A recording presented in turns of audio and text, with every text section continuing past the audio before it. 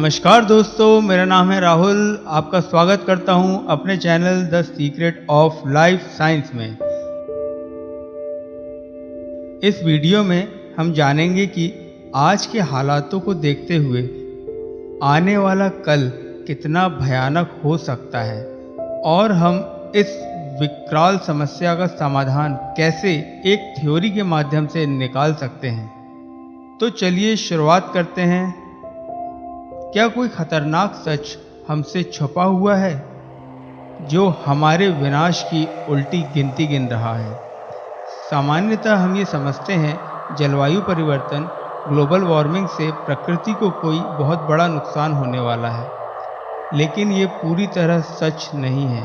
प्रकृति तो केवल अपने सहन करने की एक सीमा तक हम इंसानों को इस धरती पर बर्दाश्त कर रही है। जिस दिन वो मियाद पूरी हो जाएगी, उस दिन मौत का ऐसा तांडव होगा कि हमारे अंतिम संस्कार के लिए चार कंधे भी नहीं मिल पाएंगे। चारों तरफ सिर्फ चीख पुकार और कराहती आवाज़ों के बीच कुछ बदनसीब बचे हुए लोग बदहवास होकर लाशों के ढेर में पथराई आंखों से अपनों को तलाशेंगे। पूरी धरती पर सिर्फ सड़ती लाशों की गंध और चील कौवों का झुंड नजर आएगा। शायद वो दिन दूर नहीं जब हम इस धरती से ऐसे गायब हो सकते हैं जैसे पतझड़ में पेड़ों से पत्ते गायब हो जाते हैं, और इस संभावित सत्य को दुनिया का कोई भी बुद्धिजीवी सिरे से नहीं नकार सकता है। इस घटना के बाद प्रकृति की जलवायु मात्र कुछ सालों में ही ऐसी हो जाएगी जैसे इस धरती पर इंसानों के आने के पहले थी। इसका एक छोटा सा उदाहरण कुदरत ने हमें इस लॉकडाउन के दौरान प्रकृति में आए सकारात्मक बदलावों से समझा दिया है। अब हमें ये समझना होगा कि हमारे परिवार और बच्चों के सुरक्षित भविष्य के लिए क्या सिर्फ पैसा ही काफ़ी है? क्योंकि इस महाप्रलय में आम लोगों के साथ साथ वो लोग भी नहीं बचेंगे जो जंगलों को काटकर, नदियों को प्रदूषित करके, भूगर्भ को निचोड़कर और हर प्रकार से प्रकृति का दोहन कर अपने 7 पुश्तों के लिए पैसा जोड़ रहे हैं। साथ ही वो कारपोरेट, मीडिया और राजनीति के लोग जिनकी जिम्मेदारी और प्रयास केवल बयानबाजी और खाना पूर्ति तक सीमित है। क्योंकि हम चाहे जो भी हों, लेकिन प्रकृति के नियम के सामने हमारी औकात एक वायरस के ढेर से ज़्यादा कुछ भी नहीं। और ये दुनिया एक बड़ी नाव की तरह है जिसमें आम से लेकर खास तक, अमीर से लेकर गरीब तक सभी इसमें सवार हैं। धन दौलत, पैसा इस नाव को आगे बढ़ाने वाली पतवार की तरह है, और सभी का ध्यान केवल इस पतवार को तेज चलाने की तरफ है। लेकिन ये नाव आखिर कहाँ जा रही है और किस भंवर में फंसने जा रही है, ये बात किसी को नहीं पता है। इतना कहने का सार केवल इतना ही है कि हम इंसान नेचर को कंज्यूम करके करेंसी में कन्वर्ट कर रहे हैं और नेचर का बैलेंस बिगाड़कर बैंक बैलेंस बढ़ा रहे हैं, और इस भ्रम में जी रहे हैं कि ये पैसा हमें हर मुसीबत से बचा लेगा। लेकिन थोड़ा सोचने पर हम ये पाएंगे कि हम चाहे जितना भी पैसा जोड़ लें, इन पैसों से तो हम केवल सर्विस और प्रोडक्ट ही खरीद सकते हैं। लेकिन महाविनाश के समय हमें प्रोडक्ट और सर्विस उपलब्ध कराने वाला बचेगा कौन? और जो गलती से बच भी जाएंगे वो उन पैसों को खर्च कहाँ करेंगे?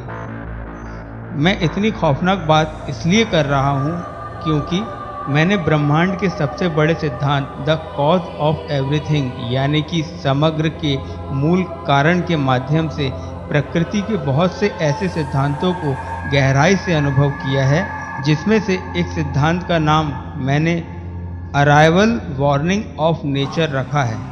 कुछ उदाहरण देकर मैं आपको समझाता हूँ। जैसे सूरज उगने से पहले आसमान में लालिमा छा जाती है, जिससे हमें ये पता चलता है कि अब सूरज उगने वाला है। बारिश होने के पहले आसमान में बादल छाने लगते हैं, जिससे हमें ये पता चलता है कि अब बारिश होने वाली है।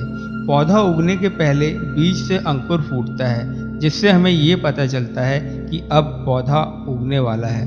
भूकंप या कोई प्राकृतिक आपदा आने के पहले पशु पक्षियों को इसका आभास पहले से हो जाता है, यानी कि प्रकृति किसी भी बड़ी घटना को अंजाम देने से पहले या किसी भी क्रिया को करने से पहले हमें और पूरे जीव जगत को आंशिक रूप से संकेत देकर आगाह कर देती है।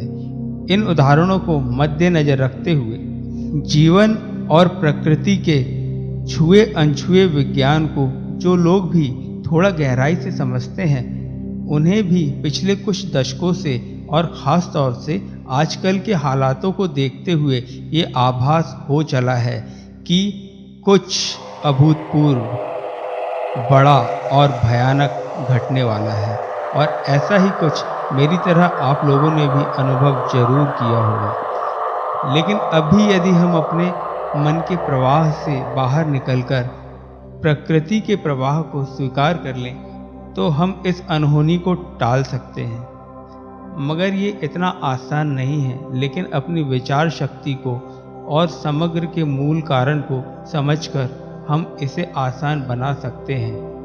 ये बात मैं कहीं से पढ़कर या सुनकर नहीं, बल्कि ब्रह्मांड की सबसे बड़ी theory the cause of everything, यानी कि समग्र के मूल कारण को अनुभव करके बता रहा हूँ। अब यदि हमें इस अनहोनी से पार होना है तो हमें प्रकृति, मन, आत्मा और ब्रह्मांड से सामंजस्य बैठाने की कला सीखनी होगी। और इस कला को सीखने के लिए कोई पैसा नहीं लगेगा, लेकिन आपके अंदर प्यास होनी चाहिए। अब हमें केवल ब्रह्मांड के सबसे बड़े नियम द कॉज ऑफ एवरीथिंग को समझना होगा और एक वैश्विक संविधान का निर्माण करना होगा। तो चलिए इस सिद्धांत के पहले चरण से आपका परिचय करवाते हैं। इस सिद्धांत को 3 स्तरों पर समझा जा सकता है। पहला है भौतिक स्तर, दूसरा है मानसिक स्तर, तीसरा है आत्मिक स्तर। समग्र का मूल कारण, जिसे हम परमात्मा या परम शक्ति जैसे अनेकों नाम से जानते हैं, परमात्मा को यदि हम भौतिक स्तर से समझेंगे तो वह हमें सिर्फ एक नियम के रूप में दिखेगा।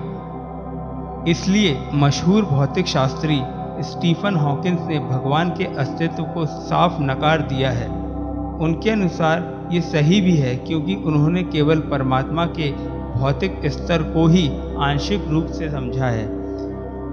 उनके और अल्बर्ट आइंस्टाइन के शब्दों में समग्र के मूल कारण का नाम द थ्योरी ऑफ एवरीथिंग है, जो कि पूरे जीव जगत और प्रकृति के साथ साथ पूरे ब्रह्मांड की उत्पत्ति, संचालन और विनाश का मूल कारण है। अब यदि हम इस थ्योरी को मानसिक स्तर से समझेंगे तो हम इसे वही नाम देंगे जो हमारे पूर्वज देते आए हैं, यानी कि भगवान। मतलब धार्मिक व्यक्ति जिसे भगवान समझता है उसे ही वैज्ञानिक परम नियम समझते हैं। लेकिन जब हम विज्ञान और धर्म के सहयोग से ऊपर उठकर आत्मिक स्तर पर ब्रह्मांड के इस सबसे बड़े नियम को समझते हैं तो हमारे लिए अस्तित्व के रहस्यों के द्वार खुलते हैं। शायद इसे ही जीसस क्राइस्ट ने कहा था कि खटखटाओगे तो तुम्हारे लिए खोला जाएगा। अपने कमेंट और सहयोग से इस प्रयास को आगे बढ़ाएं। धन्यवाद।